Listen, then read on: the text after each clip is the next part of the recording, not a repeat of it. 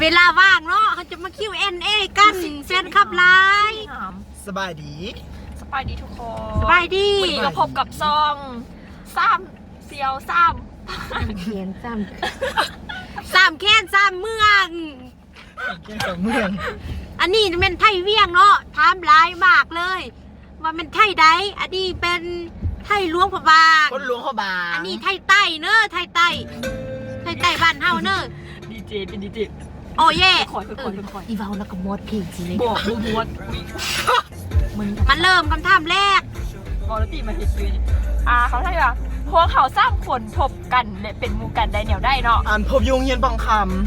เขาอันนี้ก็เป็นคนโลกพระบางอยู่แล้วเนาะแต่อันนี้ย้ายมา ำไม่ อัน แล้ว นี้ก็ง่ายมากคือกันมาไทยใต้นี่ ตอนได้ประมาณ2สวรรค์ ตอนอยู่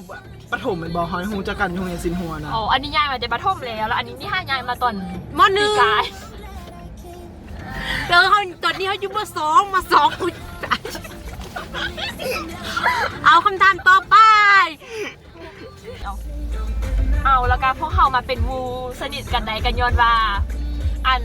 พาวเกียนนี่ไปอันฟ้าคงติดเกียน เตสะดูด ผิดกา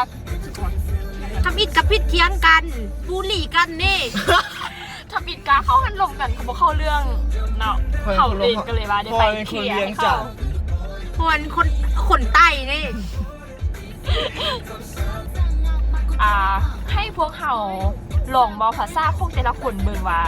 เป็นแนวได้เนาะ สลับกัน มาน้ำหนึงจะมาบอกภาษาคนเวียงจันทร์ ข่อยเอาว่าเอาไฮไต ข่อยลงมาบ้าง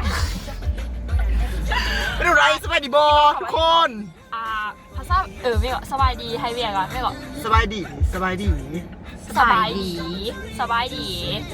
ไทยต้องพะบางส ส บาย บายดี น้องซื้อเทวซอน สูเทปอัน สูงยัง โบอัน เบอร์โทร โบปกติสร้างงานทุกคนที่อยู่ในห้องท่านจะคูจังหวะฟ้าท่าน มาเทพ ที่โบ พระม พา หา มา เท พามหาเทพ นางฟ้า ตัวน้อย เกียนก็จะมาว่าไทย พามหาเทพนางฟ้าตัวน้อย ว่าสบายดีภาษาไทยไร สวัสดี มาแล้วน้ำของเฮามาแล้วเด้อ เน่จบ สำหรับ Q&A ก็ Q&A จบไปเท่านี้แล้วเด้อ บ๊ายบาย บ๊ายบาย